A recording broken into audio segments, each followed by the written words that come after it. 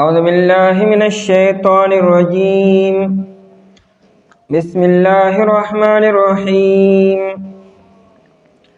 وأمهات نسائكم وربائبكم اللاتي في حجوركم من نسائكم اللاتي دخلتم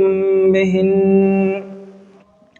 فإن لم تكونوا دخلتم بهن فلا جناح عليكم وحلائل أبنائكم الذين من أصلابكم وأن تجمعوا بين الأختين إلا ما قد سلف إن الله كان غفورا رحيما. وأمهات نسائكم او میندې د بیبیانو ستاسو وربائبکم او پرکټیان ستاسو اللاتی هغه فی حجورکم چې په غیږو ستاسو کې وي من نسائکم د بیبیانو ستاسو نه اللاتی دخلتم بهن هغه بیبیانې چې تاسو یو ځای والی کړي وي هغې سره فإن لم تکونوا دخلتم بهن پس کچرنی تاسو چې یو ځای والی مو کړی دی هغې سره فلا جناح علیکم پس نشته دی څه ګناه په تاسو باندې وحلائل ابنائکم او بیبیانې د زامنو ستاسو الذین من اصلابکم اغا زامن چې د شاګانو ستاسو نوي وان تجمعوا او دا چې تاسو جمعوالی راولئ بین الاختین پمیند دو خویندو کې الا ما قد سلفا مگر هغه چې یقینا مخکې تیر شوي دي ان الله کان غفورا رحیما بیشک الله تعالی چې دی بهون کې مهربان دی. په دې آیت مبارکه کې د دریو قسمو د محرماتو بیان دی. دو قسمه مخکې بیان شو. یو نسبی رشتې دي چې هغه اوه قسمه زنانه دي چې هغې سره نکاح د همیشه لپاره او د ابد الآباد دپاره حرام دی. دویم د رضاعت د وجې نه چې یو ماشوم او ماشومې له یوه زنانه پی ورکړو د دې پیو د وجې نه د دغه ماشوم او ماشومې دغه زنانه سره رشته قایمه شوه او دا حرمت هم د همیشه لپاره او د ابد الآباد دپاره دی. دریم قسم محرمات اوس بیانیږي چې هغې ته محرمات بسحریت وي د سحرګنۍ د وجې نه حرمت هم راځي. سحرګنۍ دې ته وایي چې انسان په یو خاندان کې رشته وکړي نکاح صحیح وکړي دغه زنانه د سره تعلق قایم شو د دې نکاح د وجې نه هم سرشتې حرامې شي. لومبنۍ دا چې کمې ښځې سره یو سړي نکاح وکړو نکاح صحیح یې وکړو نو د ده د ښځې مور نیا چې مخکې څونم دي دا ټول په دې سړي باندې د همیشه لپاره حرامه شو. یعنې د انسان خپله خواهې شوه یا د هغې بیا مور شوه د هغې نور نیاګانې هغه ټولې په دې سړي باندې همیشه لپاره حرام شو. په نفس نکاح سره چې څنګه یو سړی یو ښځې سره نکاح وکړي نو نکاح سره د دې ښځې مور په ده باندې حرامه شوه. که ده هغه رخصت کړې ده او که نه ده رخصت کړې که دې ورسره میلاو شوی دی او که نه دی میلاو شوی خو د هغې مور سره دې اوس نکاح نشي کولی. که دا خپله ښځه موجود ده او که دا یا مړه شوه یا ده وله طلاق ورکړو د هغې نه بعد هم دې د هغې مور سره او نیا سره نکاح نشي کولی. دارنګې د هغې بیا چې کوم ماسی ده وغیره داسې مخکې ځای هغه هم په ده باندې حرام دي. او دویم هغه زنانه ده چې انسان یو زنانه سره نکاح وکړو او دې هغې سره میلاو شو نو د میلاوېدو نه بعد د هغې لور سره نوسۍ سره کړوسۍ سره نکاح نشي کولی.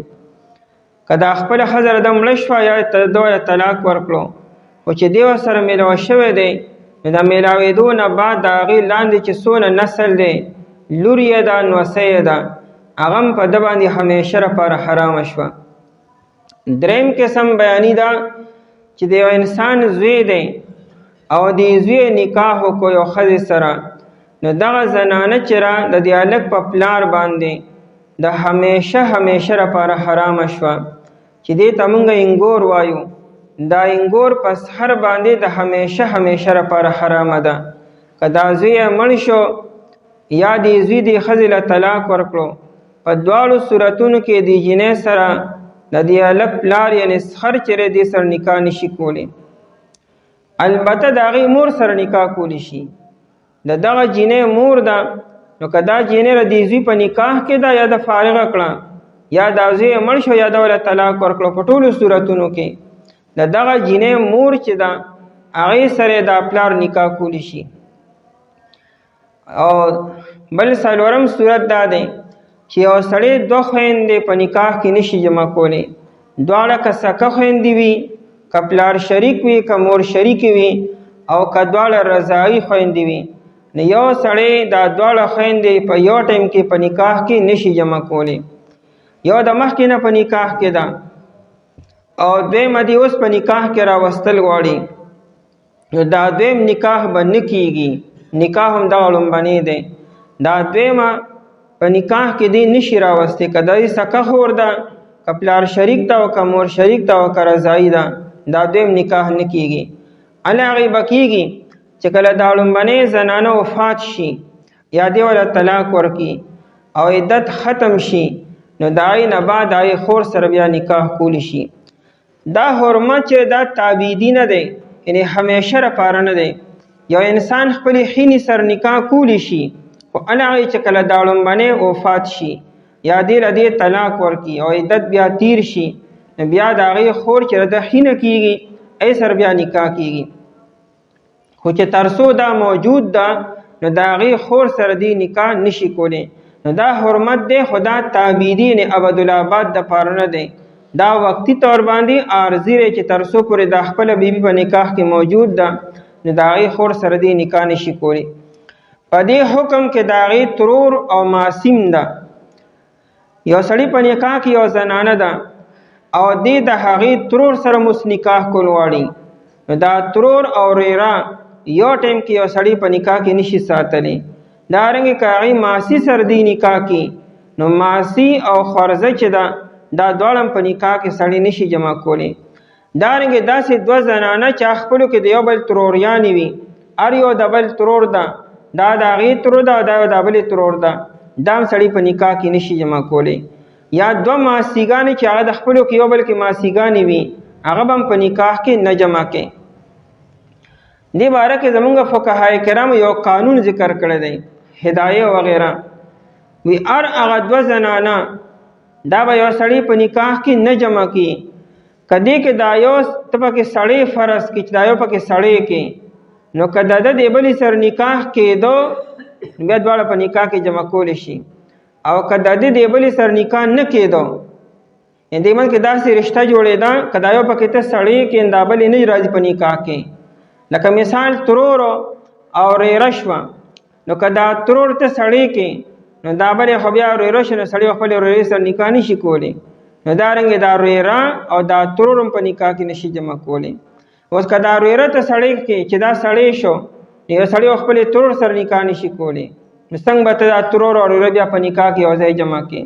دارنګې ماسی او خورزره، دا یو سړی که دا ماسی،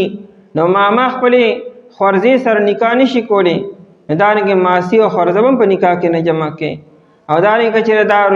خورزه چې دا سړی کې، نو یو سړی خپلې هغه ماسی سره خو نکاح نشي کولی د مور خور سره، نو دارنګې دلته هم دا دواړه په نکاح کې نشي جمع کولی. قرآن کریم هیره کې یو خبره کې د حرمت احکامات خورالو، خو که د دې نه مخکې چا داسې کړي یي، نو ټایم هو چونکې شریعت نو نو خیر دی، خو نن اسلام راغی، نو د نن نه بعد په دې باندې عمل نه کوئ. او اسلام کې داخلېدو سره که چېرې داسې کیفیت یي، نو به فوراً ختم شي. یو سړی مسلمان شو او دا په نکاح کې دوه خویندې وې، نو دا یو به فارغه کي. او دارنګې د څه په نکاح کې مثال ترور او ریره وه، یو به ترې فارغه کي. یا رده په نکاح کې رده انګور وه، او به فوراً فارغه به کي. ځکه د اسلام راتلو نه مخکې خبرې معاف دي او د نن نه پس به هغه باقي نه وي. و امهات نسائکم او میندې د زنانو ستاسو چې کومې خپلې بیبیانې دي د هغې میندې هغه په تاسو باندې حرامې دي چې موږ ورته خواښیانې وایو. دا حرمت د مصاهرت د وجې نه دی، د سهرګنۍ د وجې نه دی. نسائکم یو وي چې ستاسو په نکاح کې په نکاح صحیح کې انسان که چېرې یو زنه سره نکاح صحیح ونه کړو نکاح فاسد یې وکړو نو په نکاح فاسد سره د هغې مور په ده نه حرامېږي. چې نکاح صحیح یې وکړو نو نکاح سره لومړنی کار دا وشو چې د دې جینۍ مور په ده باندې حرامه شوه. اوس که دوی له فورا طلاق ورکړو بیا هم د دې مور په ده باندې حرامه ده، یا دا وفات شوه نو بیا هم حرامه ده. دارنګې د هغې نیا هم په ده باندې حرامه شوه. په دې کې ابن مسعود رضی الله تعالی عنہ چې و ابتدا کې د هغه فتوه دا وه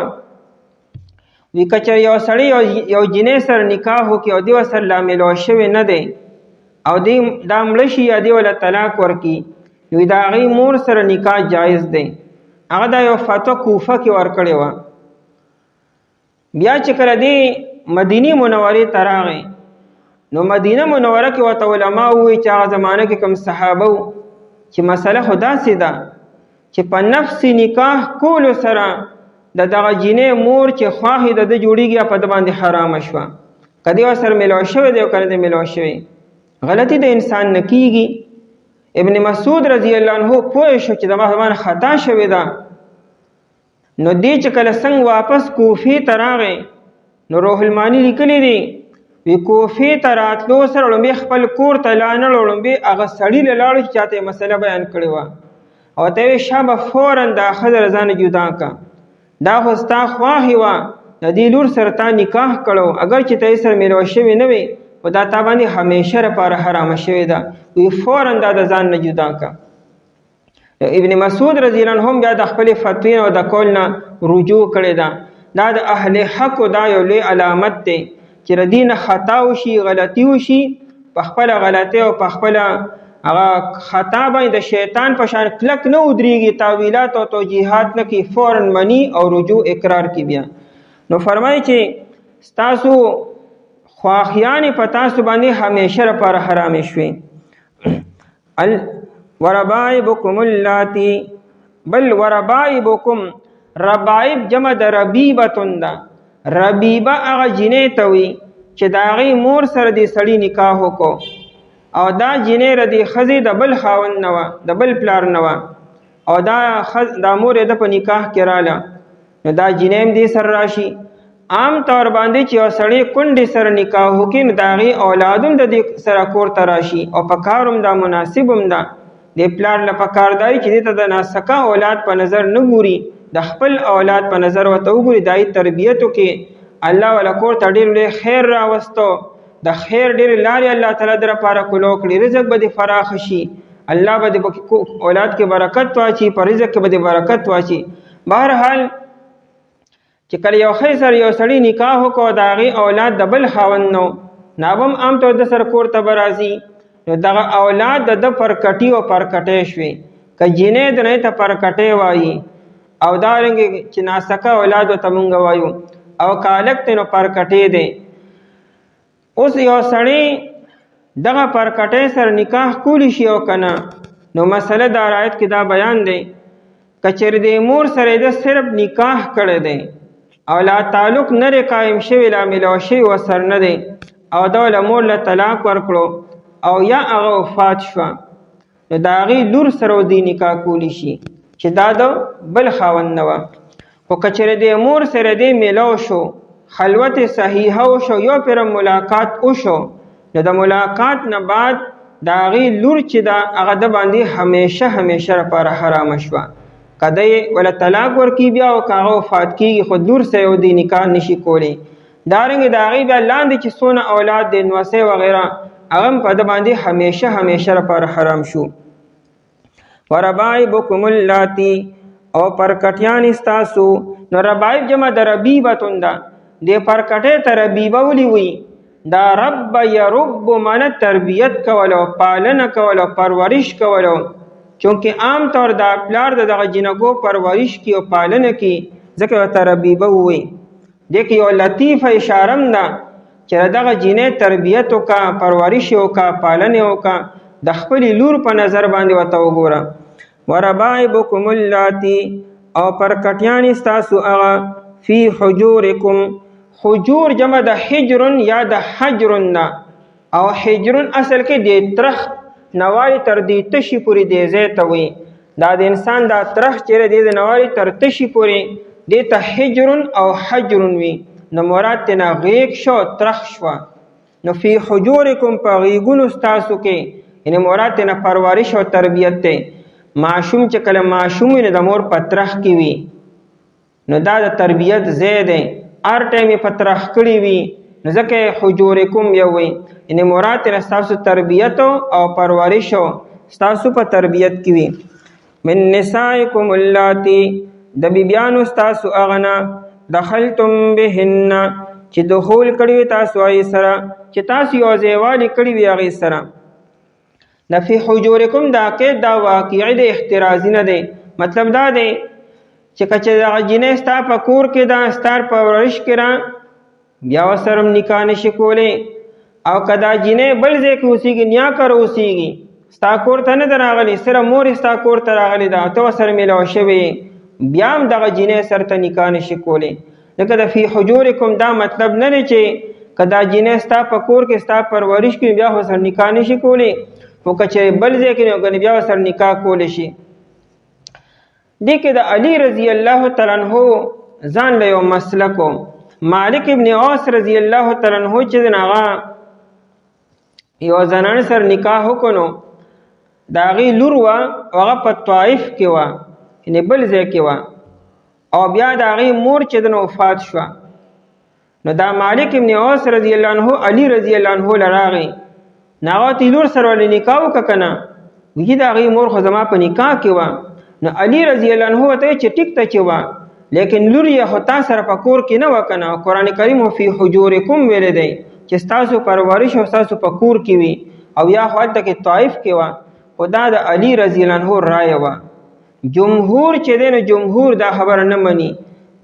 مطلب دا دی چې عام طور دغه جینۍ د په کور کې وي ورنه که هغه هر ځای کې ده خو چې مور سره دی میلو شو نو بیا د هغې لور سره دی نکاح نشي کولی فلا جناح علیکم پس نشته څه ګناه په تاسو باندې پس څه مطلب که د هغې لور سره بیا نکاح کوئ نو کولی شئ که چېرې مور سره نه میلو شوي فإن لم تکونوا دخلتم بهن پس که چېرې نه تاسو چې یو ځایوالی کړي وي تاسو هغې سره یعنې دغه مور سره نو فلا جناح علیکم پس نشته څه ګناه په تاسو باندې که د هغې لور سره بیا نکاح کوئ یا د هغې نوسۍ سره نکاح کوئ پاتې شه دا خبره چې دغه جینۍ او دغه مور یې رالو ستا کور ته او مور سره وله تا نکاح وکړو زوی دې وله لور سره نکاح وکړو نو دا خو مامو ته بیا دې موده ښه کار دې وکړو هلته خو ورڅه خبره نشته خبره خو دا ده چې مور سره تا نکاح وکړو نو لور سره په خپله نکاح کولی شي او که خبره دا دی شروع ده او دې کې خو ورڅه اختلاف نشته دی مور سره په خپله نکاح وکړه لور یې وله په ځینه په نکاح باندې ورکړه نو څه خبره نشته بیا وحلائل ابنائکم الذین من اصلابکم حلائل جمع د حلیلتن ده مراد ترې انګور ده د زوی ښځه یادي نو د زوی ښځه چې ده دا په ده باندې حرامه ده په دې پلار باندې یعنې په سر باندې دې ته حلائل وي جمع د حلیلتن ده حلیله حلالولو ته وي حلیله ورته ولې وي وي ځکه چې دا د دې زوی دپاره اوس حلاله شوه او بله وجه دا ده دا د حل یحل نه دی نزولو یو ځای کې پاتې کېدلو ته وي دا زوی چې کوم ځای کې نو هلته ورسره دام وي اکثر زوی یې ټرانسفر وشي دا ورسره هم ټرانسفر کي بیا دارنګې چې کوم خو هغه ځي دا ورسره هم هلته کې روانه وي ځکه ورته حلیله ویل کېږي نور وجوهات روح المانی لیکلي دي وحلائل ابنائکم او بیبیانې د زامنو ستاسو چې مراد ترې ننګوریانې دي الذین من اصلابکم هغه زامن چې د شاګانو ستاسو نه وي اسلاب جمع د صلب ده او صلب د املا ته وي وی کم زامن چې ستاسو نه پیدا دي سو سکه زامن دي نو د هغې بیبیانې په تاسو باندې حرام دي. د من اصلابکم په دې کیس سره متبنا وباسو. تا په خوله باندې یو هلک ته زوی ووي او هغه له دې بیا نکاح وکړو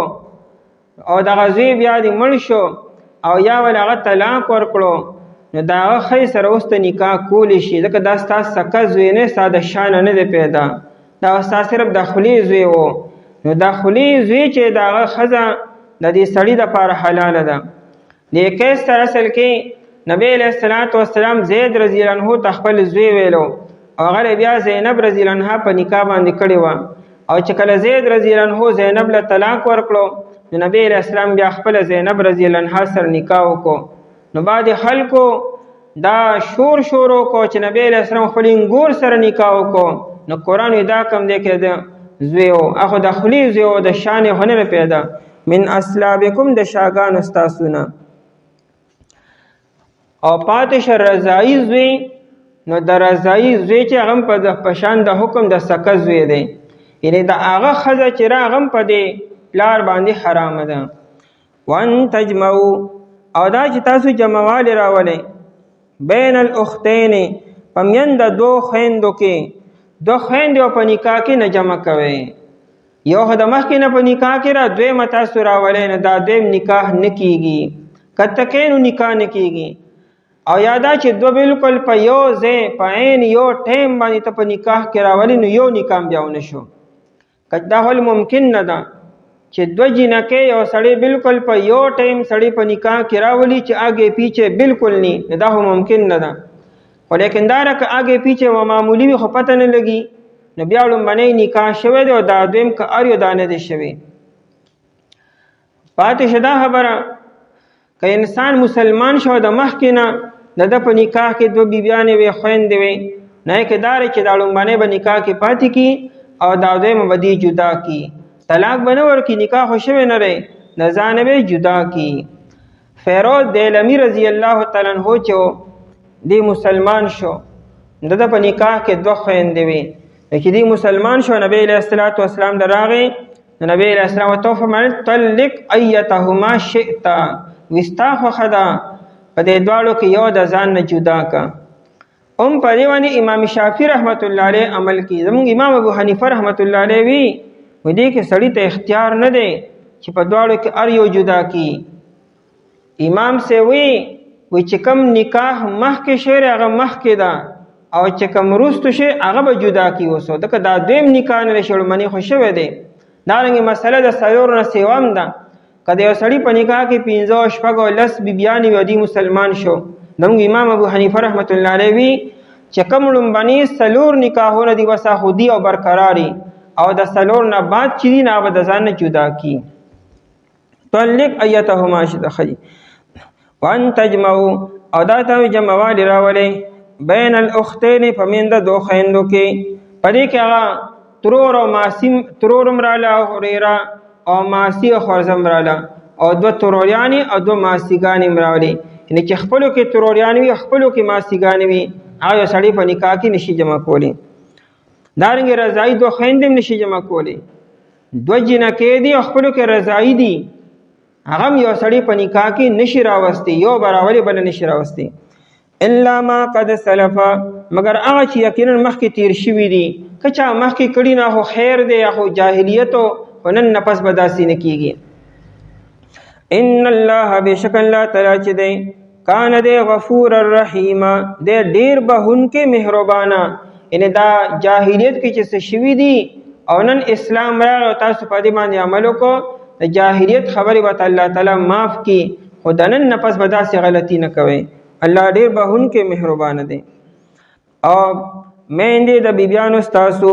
او پرکټیانې ستاسو هغه چې په پرورش ستاسو کې په غېږو ستاسو کې وي، د بیبیانو ستاسو هغه نه چې تاسو یو ځایوالي کړي وي هغې سره، پس که چېرې نه تاسو چې د یو ځایوالي هم کړی دی هغې سره نشته یې څه ګناه په تاسو باندې.